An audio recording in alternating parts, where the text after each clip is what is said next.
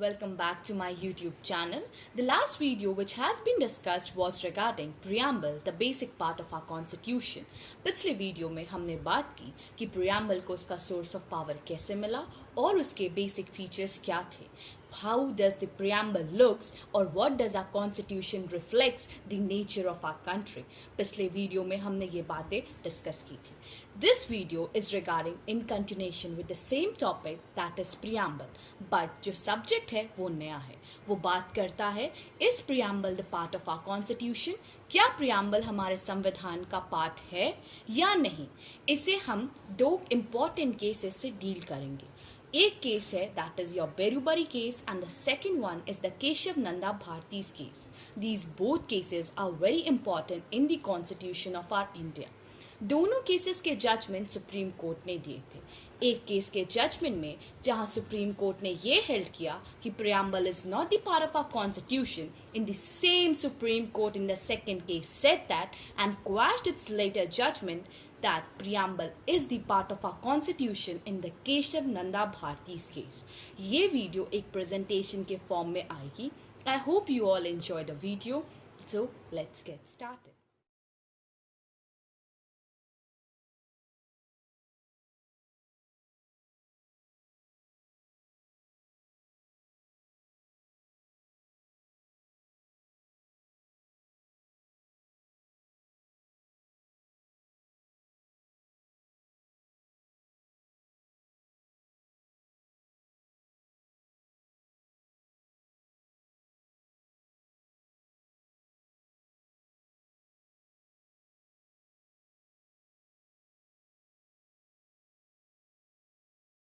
The Berubari case की हम पहले डिस्कशन करेंगे. उसके बाद we will talk about the Kesavananda Bharati's case. When we talk of Berubari case, we will deal with some of the issues. पहले हम historical background की बात करेंगे. Then we will talk about what was the issues which were raised, and then we will talk about the judgment part. So, जो बेरूबरी का case है, most of you think it's a case regarding of a person, but जी नहीं, this is a case regarding a piece of land. The historical background जो इस case का रहा वो ये था. At the time of independence act 1947 जब India and Pakistan की पार्टीशन हो रही थी, when there was a demand for partition of India and Pakistan, so एक जगह थी जिसका नाम है Berubari. It is a district in Jalpaiguri, West Bengal.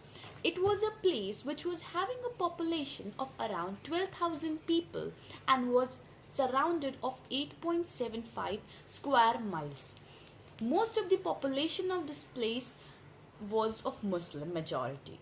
So, जब पार्टीशन हुआ, इंडिया पाकिस्तान को डिवाइड किया गया. इस पार्टीशन के लिए एक कमीशन बनी थी and the commission was held under the guidance of sir Cyril Radcliffe. This partition is also known as Radcliffe Award because in this he was a person who was not knowing about the geography of India and there should be a no bias decision while being the partition. So he was appointed to give the partition of India and Pakistan. As he did not know the geography of India, so the partition happened in which he forget to write the Berubari as a part of India, which was not in the written text form, due to which the Pakistan people claimed that, and you can say the government claimed that the Berubari comes in the map of Pakistan and it has to be given to them. ये बात हुई थी कि पाकिस्तान ने कहा कि उनके map में बेरूबरी का हिस्सा आता है, तो पाकिस्तान चाहता था कि इंडिया उन्हें बेरूबरी दे दे. Now if we talk about the constitution of India, we will talk about article 1, article 3. ये बात करता है टेरिटरी की. Territory of India, where we live, what is the extension of those territory. So if you see, article 1 deals with the territory of India, which says that India is a state which is known as Bharat, comprised of union territories and states. वो दोनों मिलकर India बना है. Now, Article 3 says that how is the formation of state can be held. हम एक state कैसे बना सकते हैं? तो ये दिया गया that we can form a state by getting it detached from any state. or we can form a state by joining two or more states, or we can form a state by joining a part of territory and a state. ऐसे हम state बना सकते हैं. ये भी हमारे clauses जो further है उसमें ये कहा गया कि हम इंक्रीज कर सकते हैं स्टेट की एरिया, हम डिमिनिश कर सकते हैं स्टेट की area, we can alter the boundaries of state, we can alter the names of state. But कहीं पर भी हमारे आर्टिकल 3 में this is not been mentioned that we can give our state to any particular region. We cannot delete any part from our state.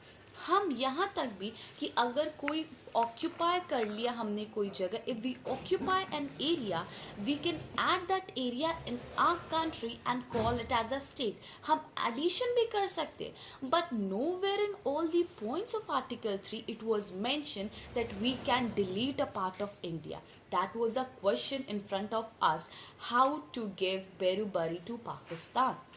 Now what happens, in 1958 there was an agreement which was signed between Pandit Jawaharlal Nehru and the Prime Minister of Pakistan Mr. Feroz Noor, that was said that कि we are going to give Berubari to Pakistan. There was exchange of enclaves between India and Pakistan.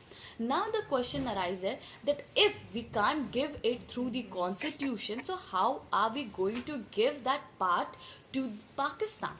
So इसमें हमने supreme court की राय ली. We took the advice of Supreme Court under Article 143 in which it was recommended that under Article 368 of Constitution हम अपना constitutional amendment करेंगे, और constitutional amendment के power के वजह से we will give the Pakistan the Berubari land. Now 9th amendment आई जिसमें क्या बोलते कॉन्स्टिट्यूशनल अमेंडमेंट हुआ in which we gave Berubari दी टू पाकिस्तान. जब इसमें सुप्रीम कोर्ट की जो जजमेंट आई वो ये आई थी कि प्रियम्बल जो है वो हमारा बेसिक पार्ट नहीं है, it's not the part of a constitution, because the amendments which are done, the constitutional amendments जो होते हैं, जो पावर्स है वो प्रियम्बल से कहीं बहुत दूर है. सो लेजिस्लेटिव पावर करके हम चीज़ें ऐड डिलीट कॉन्स्टिट्यूशन में कर सकते. It is nowhere that it is dealing something with the preamble of the constitution. So हमारा कोई भी प्रियम्बल जो है वो कॉन्स्टिट्यूशन का कोई पार्ट नहीं. Preamble is not the part of our constitution, we can give it to Pakistan. This was what the judgement came regarding Berubari case. Kesavananda Bharati case start करने से पहले मैं आपको कुछ बैकग्राउंड बात बता दूं. As you know, if we join all the dots then we make a beautiful character. The same way, if we join all the facts then only we are going to get the clear judgment. जब हम background की बात करते हैं, इसकी constitutional background की बात करूंगी, तो 1967 में एक केस आया था, Golaknath versus state of Punjab. This was a case in which supreme court ने एक बहुत ही ब्यूटीफुल जजमेंट दिया. इस केस में सुप्रीम कोर्ट ने दो बातें कही. पहली बात जो सुप्रीम कोर्ट ने कही वो ये थी कि the word state includes central and state government, कि जो वर्ड स्टेट है वो राज्य सरकार और केंद्र सरकार दोनों इंक्लूड करता है. और दूसरी बात जो उसने कही वो ये कही कि जो स्टेट है it does not have the power to amend the fundamental right of the constitution of India mentioned in part 3, कि स्टेट के पास ये पावर नहीं है कि वो फंडामेंटल राइट्स को अमेंड कर सकती है, उनको चेंज कर सकती है. ये दोनों बातें गोलकनाथ के केस में सुप्रीम कोर्ट ने कही. This was the constitutional background of this case. Now let's see the political. ये अब उस समय इंडिया के पॉलिटिकल की जब मैं बात करूं तो वी सी दैट उस इलेक्शंस के बाद उस समय इंदिरा गांधीज गवर्नमेंट केम इन पावर. इलेक्शंस इंदिरा गांधी की गवर्नमेंट ने जीता और उस समय इलेक्शन पावर किसके हाथ में थी? इंदिरा गांधी के पावर में थी. इंदिरा गांधी के टाइम दो अमेंडमेंट्स आए and these both amendments were very important. One came the 24th amendment and the second is the 25th amendment. 24th amendment में ये कहा गया कि state has the power to amend any part of the constitution of India, कि सरकार के पास power है कि वो कॉन्स्टिट्यूशन का कोई भी पार्ट अमेंड कर सकती है. इसका मतलब डायरेक्टली होता है कि वो हमारे फंडामेंटल राइट्स भी अमेंड कर सकती है जो पार्ट 3 ऑफ कॉन्स्टिट्यूशन में फॉल करते। 25th अमेंडमेंट ने ये कह दिया कि the state has the right to acquire the citizens property compulsory and can fix the price of their property, कि जो स्टेट है वो सिटीजन की प्रॉपर्टी कंपल्सरी अक्वायर कर सकती है और उसकी प्रॉपर्टी फिक्स कर सकती है। ये बातें जो 2 अमेंडमेंट्स में कही गई दैट वाज वेरी इम्पॉर्टेंट और इसका मिसयूज भी हुआ, वो हम केशव नंदा भारती के केस से जानेंगे। Now this was the political background of the India. Now comes the case का नाम है Kesavananda Bharati was the state of Kerala. As you can say, state of Kerala means the opposition was none other than the state Kerala. Kerala government ने 25th amendment जो centre ने पास की उसका benefit लिया और एक 2 लैंड रिफॉर्म एक्ट पास किया। उस एक्ट में ये कहा गया कि any citizen who owns a religiously property, कोई भी सिटीजन जो कोई रिलीजियस प्रॉपर्टी ओन करता है वो प्रॉपर्टी डायरेक्टली गवर्नमेंट के रूल और कंट्रोल के अंदर फॉल करती है, कि any person who owns a religious property falls under the control of the government, वो स्टेट गवर्नमेंट के रूल में फॉल करती है। Now, Keshav Nanda Bharati was a Swami of एडमीर मठ। जो केशव नंदा भारती जी थे वो स्वामी थे एडमीर मठ के। उनकी मठ ले ली गई थी by this 2 land reform act के वजह से। अब उन्होंने देखा कि उनके राइट्स का वायलेशन हो रहा है, उनकी राइट्स खतरे में है। So he approach the advocate of supreme court who was sir Nana Bhai Palkhivala.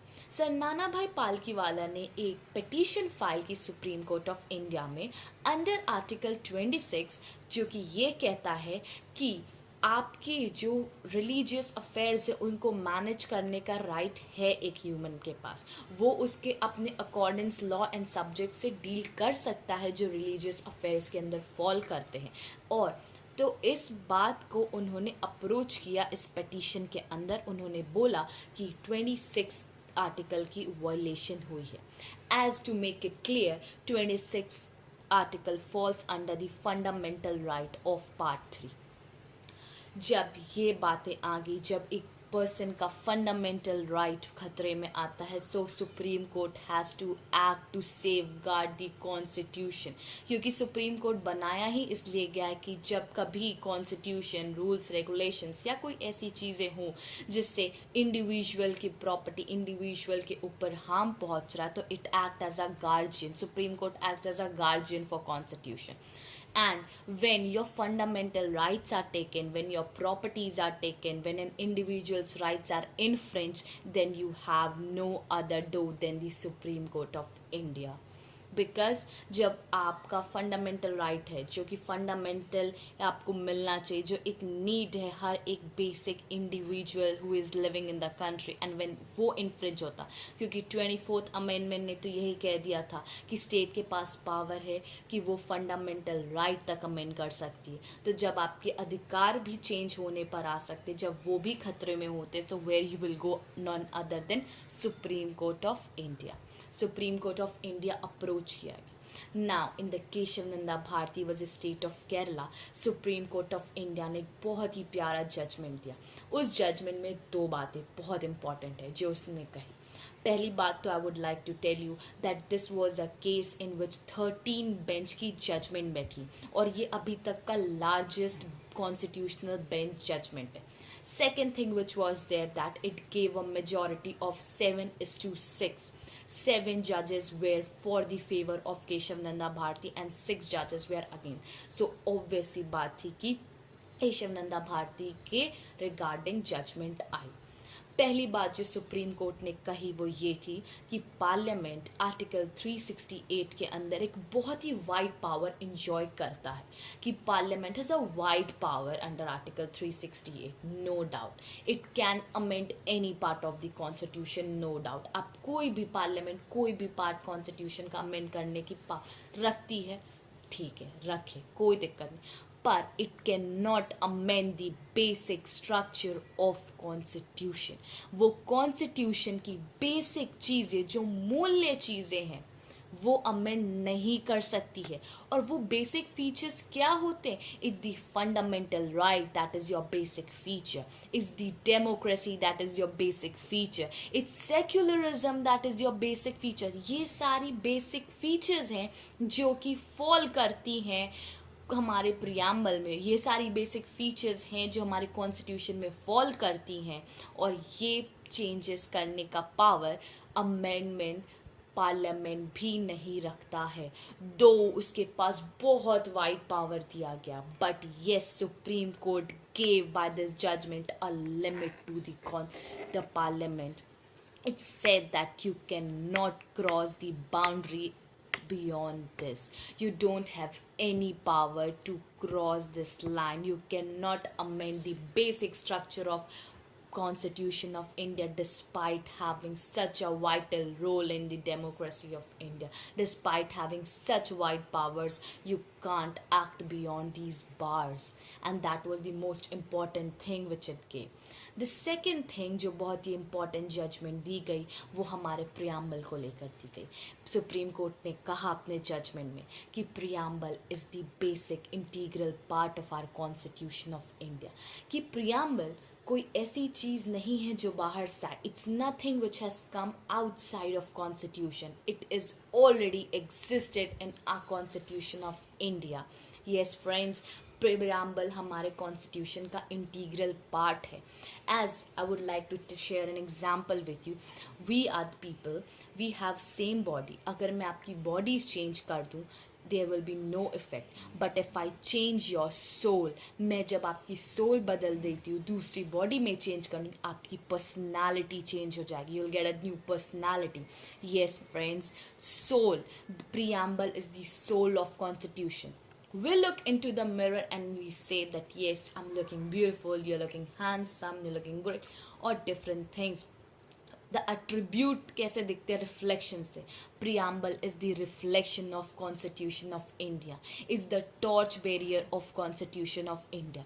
जब भी कभी कोई भी आर्टिकल में इंटरप्रिटेशंस होती हैं, चेंजेस होती हैं, उनकी मीनिंग को इंटरप्रेट किया जाता है, तो always it is being remember that preamble की जो बातें हैं, जो मीनिंग है, जो नेचर है, वो ना चेंज हो. I hope you all like this video. If you have any queries regarding, please do comment in the comment box. Thank you so much for watching this.